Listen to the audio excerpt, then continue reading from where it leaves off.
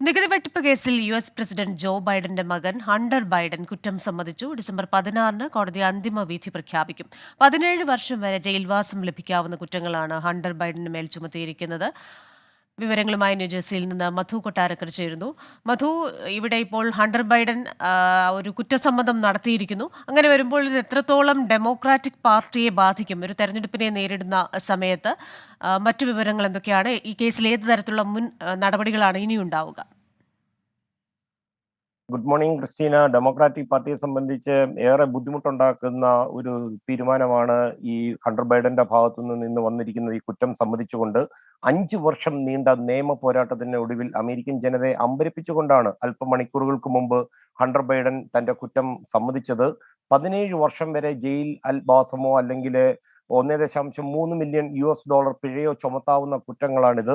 നികുതി വെട്ടിപ്പുമായി ബന്ധപ്പെട്ടുള്ള 9 കുറ്റങ്ങളായിരുന്നു ഈ പ്രോസിക്യൂഷൻ ചാർജ് ചെയ്തത്. ഈ 9 കുറ്റങ്ങളും ഹണ്ടർ ബൈഡൻ ഇന്ന് കോടതി മുമ്പാകെ സമ്മതിക്കുകയായിരുന്നു.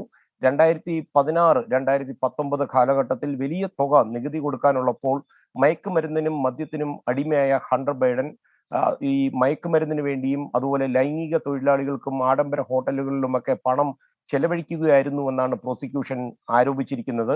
ഇതുകൂടാതെ ഈ ജോ ബൈഡൻ എന്നുള്ള പ്രശസ്തമായ ബൈഡൻ എന്ന ലാസ്റ്റ് നെയിം ഉപയോഗിച്ച് വിദേശത്ത് നിന്ന് പല കൺസൾട്ടിംഗ് കോൺട്രാക്റ്റുകളും വലിയ ലാഭത്തിന് നേടിയെടുത്തു എന്നുള്ള ആരോപണവുമുണ്ട്. അന്തിമ വിധി പറയാനായിട്ട് ഡിസംബർ 16-നാണ് ജഡ്ജി തീരുമാനിച്ചിരിക്കുന്നത്.